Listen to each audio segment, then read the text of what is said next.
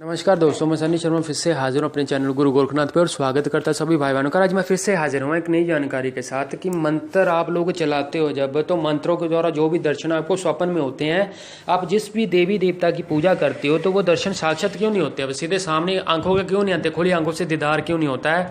तो आप लोगों को आज मैं इसका कारण बता देता हूँ। पूजा करने का कोई विधान होता है, आप लोग क्या करते हो, या तो किताबों से लेते हो या किसी से ऐसे चलते फिरते आप ज्ञान ले लेते हो, जो आप नेट से उठा लेते हो, अपनी मर्जी से आप कोई भी क्रिया करने लग जाते हो। वो तब तक फलित नहीं होती है जब तक आपको पूर्ण ज्ञान नहीं होता। पूर्ण ज्ञान आपको गुरु देगा। अब आप लोग चाहे मेरे को गाली दे लेना, चाहे मेरे को बराबर बोल लेना, क्योंकि भाई मैं तो सच बोलूँगा। किताबी ज्ञान ना तो मेरे पास है, ना मैं किताबों से पढ़ के आपको बोलता हूँ, ना मैं समझाता हूँ, क्योंकि मेरे वो बोलते हैं ना कि जो गुरु की वाणी है, जो मन में विचार आता है, जहाँ पे जो शब्द आता है मैं बोल देता हूँ, रिकॉर्ड करके आप लोगों की तरफ वो बोलते हैं ना कि मैं अपलोड कर देता हूँ। जिसको अच्छा लगेगा, बोलते हैं ना जिसके पास थोड़ी बहुत भी बुद्धि होगी, ज्ञान होगा, वो समझ जाएगा कि बंदा बोलना क्या चाहता है। सबसे पहले होता है गणेश पूजन, इष्ट देव को याद करना। उसके बाद गुरु पूजन आता है। गुरु पूजन के बाद स्थान देवता होता है। क्षेत्रपाल महाराज बाबा सुने, उनकी सेवा लगानी होती है, क्योंकि उनके पूछे बिना तो भूत प्रेत भी अंदर ना आवे घर में, तो फिर देव कैसे अंदर आ जाएंगे। जितने भी तांत्रिक बार होते हैं सब कुछ उनको पूछ के, उनके द्वारा जो भी है उनकी क्रिया करने के बाद ही किसी के ऊपर भेजा जाता है ये सारा काम। तो आप लोगों को अगर लगता है कि बिना क्षेत्रपाल बाबा को, आप स्थान देवता को बिना पूजा करे आप इस चीज़ में आगे हो जाओगे, तो भाई फेल हो जाओगे। हवन का बताता हूँ। हवन करने का कोई सिस्टम होता है।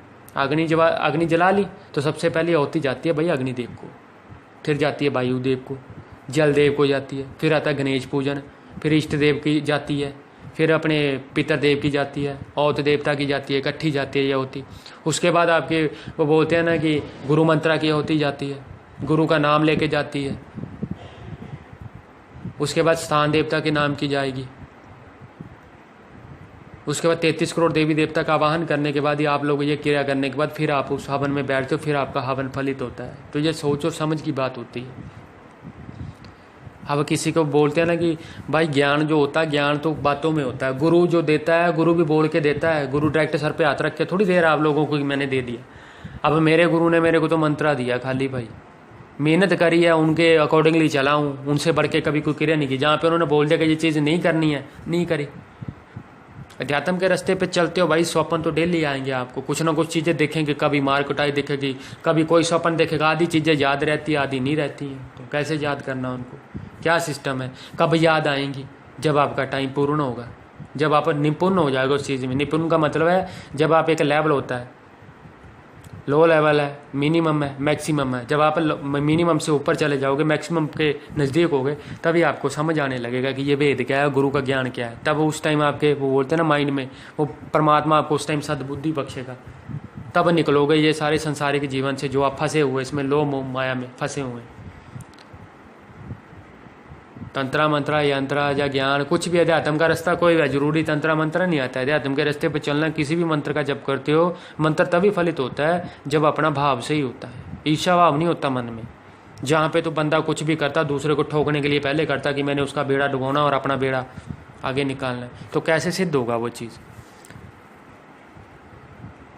भूत प्रेत जक्षणी मसाणी मसूनी, आप जो भी इनकी साधना करते हो, आपको पता है इन साधनों को लॉस कितना होता है, माइंड कहाँ पे घूमता है, कब इंसान को कीड़े पड़ते हैं, लास्ट टाइम में क्यों पड़ते हैं।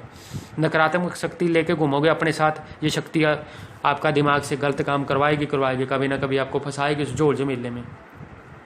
तभी आपको उस टाइम ये भेद समझ आएगा। प्रेत साधना लोग मांगते हैं, प्रेत साधना करनी है, वीर साधना करनी है, ये साधना करनी है।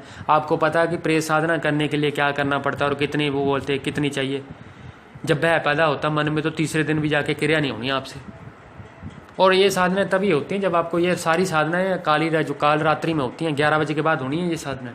और किस में इतनी हिम्मत है कि 11 बजे जाके अकेला कोई मैदान में बैठे या जंगल में बैठे, घर से दूर बैठना, जहाँ पे घर की आवाज़ भी ना, लो भी ना आती हो, जहाँ पे वहाँ पे दीपक लगा के बैठना है। हवा चली, हवा के झोंके से कोई झाड़ हिला तो तब भी अटैक हो जाएगा भाई, हार्ट अटैक हो जाएगा वहाँ पे बैठे बैठे। तो कैसे कर लोगे इन साधनों को आप बिना गुरु के? हमको डर लगता है इन साधनों में, तो आप लोग कैसे कर लोगे? सो ज्ञान गुरु के अकॉर्डिंगली चलो, अपने इष्ट देव को पकड़ो, मत भटको इन चीज़ों में। और आशा करता अगर मेरे द्वारा दी गई जानकारी आप लोगों को अच्छी लगे तो मेरे चैनल को सब्सक्राइब करना, बेल आइकन पर क्लिक, शेयर, लाइक और कमेंट करना। हो सके तो 1 नंबर से लेकर अंत तक सारे वीडियो देखना, तभी आपको ये समझ आएगा ये भेद क्या है, गुरु ज्ञान क्या है। जय गुरु गोरखनाथ। अलग श्री शंभू।